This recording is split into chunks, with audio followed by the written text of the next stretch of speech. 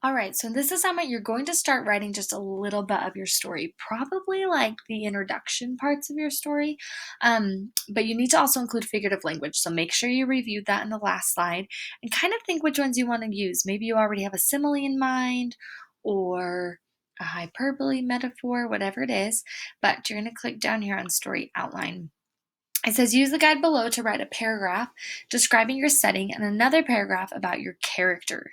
In these paragraphs, you need to include at least one example of a type of figurative language. Make sure after you type, you're going to use the highlighting tool to highlight where that figurative language sentence is in your paragraph. So you'll just come here and you'll say it's not really an outline, it's just a blank creative space for you to write. So you'll just want to introduce your character. So maybe your character's name is Remy and Remy is a bird. Okay, you're going to write a whole paragraph about Remy and describing him.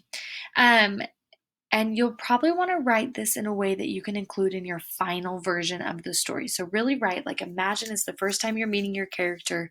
How are you going to describe them? Think about those adjectives you used in the previous assignment and different description words. And then somewhere in there, you need to put a figurative language. So maybe your sentence is something like Remy is a bird who is as tall as a house.